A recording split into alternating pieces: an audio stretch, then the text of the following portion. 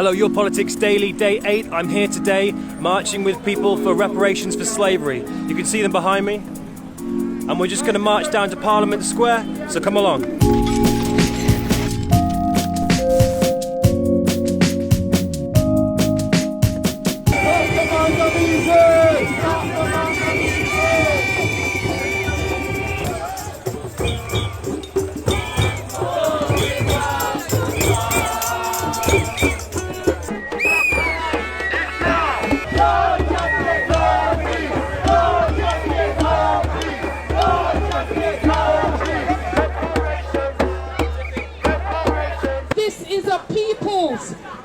Open parliamentary session on African reparations. Parliament may be closed, but we define the terms of our gathering. We call it what we like, and we talk about what we like, because we are responsible for our own self-repair. Back home in Namibia, as we are speaking now, our brothers and sisters back home are also having a similar gathering in solidarity of this one.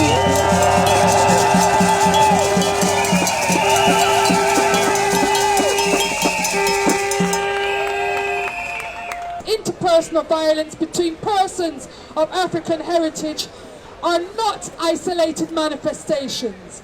We must read interpersonal violence against men, women, children and young people of African heritage as part of the continuum of the state's racialized, gendered, sexualized violence against African heritage communities.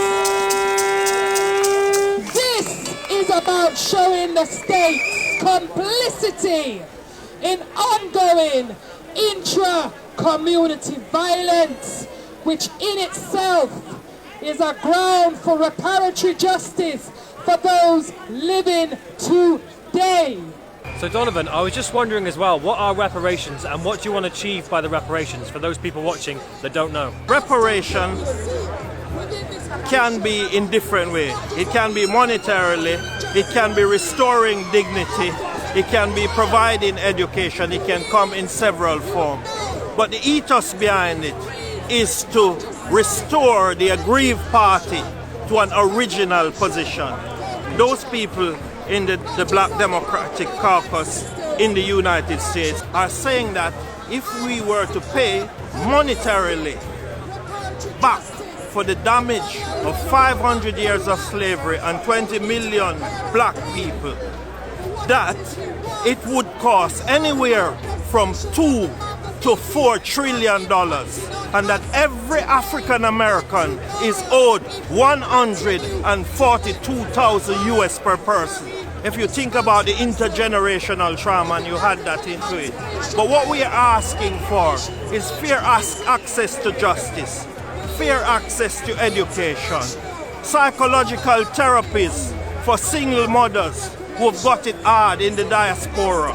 Symbolically, people from the African diaspora have been without citizenship. So say for example, my name is Donovan Reynolds and I'm black. I don't know where that name come from, but I've sort of looked at my ancestry and realized that I come from Ghana. Yet I haven't got access to live in Ghana. So I'm living without citizenship. And under international law, people have got a right to citizenship. Today is a starting point, and every year we're gonna march here because we need our dignity to be restored as black people from the diaspora. Thank you. You have work to do. The march can only be as successful as you make it. Don't go home and disappear for a year. The work starts tomorrow. So you may have seen one of the speakers here, Esther Stanford-Cossé, and I'm actually here with Donovan, who you saw earlier. He's just going to interview her and ask her a few questions about the march. Can you explain to the Daily Politics blog the whole concept of intergenerational trauma and how it affects us as people in the African diaspora? The notion of intergenerational trauma is actually something that all groups who experience massive violations and human rights violations, humanitarian rights violations, assaults to their dignity. So one of the famous cases is the Jewish people, Aboriginal people of Australia, Indigenous peoples of the America. All of these groups have their own experts who have been able to establish how descendants of people that went through the original trauma continue to be affected 3, 4, 5, 6, 7 generations on. When you have a massive group trauma, and in African people's case, we're talking about one that is continuing in terms of neo-colonial forms of enslavement. If there is no recognition for the victims, no recognition about what we have been through, and we are just expected to pull ourselves by the bootstraps, then that causes harm, because really there's a secondary victimization in that for African people there isn't even a recognition that we are going through any Ma'angamizi or Holocaust, unlike other groups. Unlike the sort of people who have got reparations. Unlike the Jews have got reparations. Unlike some other groups who have had forms of redress. And so the African case is different, because we were the first people that held, our bloodlines run throughout all human groups. And so you will find people of African heritage wherever we are on the planet. You know that there are loads of misunderstanding in terms of what we want. Can you spell out for the daily politics what restorative justice, what type of restorative justice we demand in sort of crude and concrete terms? Well, in very concrete terms, one of the things that we are seeking to do, which is why we emphasize the self-repair aspect of reparations, we need to re-establish community.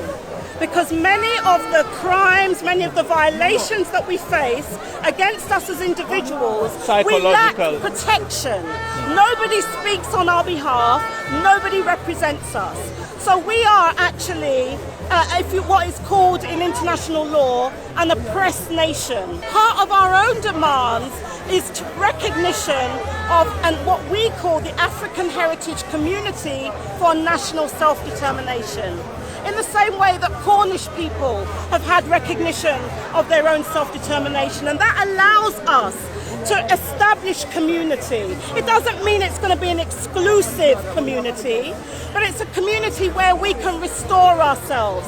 We can come together in community and build the social services, build the welfare services that we need. Education. We do not expect those who have harmed us to be the solution to the problems that we face. But the but here is that we are entitled to all the resources that are being stolen from us. And there are 2 reports. There was a War on Want report, Britain and New Colonialism. And then there was another report by Jubilee Debt Campaign, Global Justice Now, and a host of other organisations called Honest Accounts 2017. That talks about the continued expropriation of our resources, mineral resources, energy resources. So 101 companies registered on the London Stock Exchange control over 1 trillion of our 5 key commodities. So when we talk about the Ma'angamizi and the fact that we are suffering austerity, our resources are building this country. So and we must have those resources to build us. Thank you.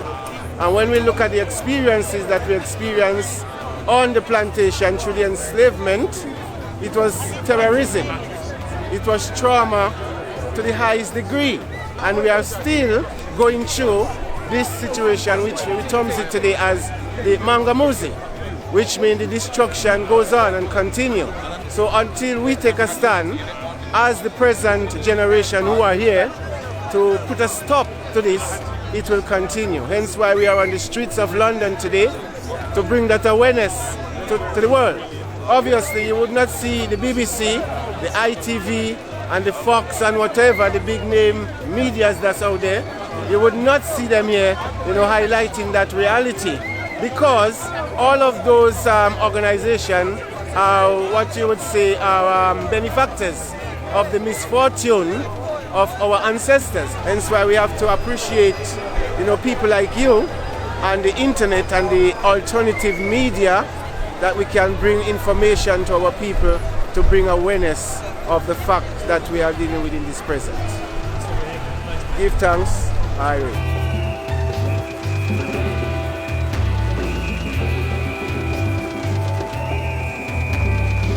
So that's it, day 8, Slavery Reparations March. Until tomorrow, stay safe and stay engaged.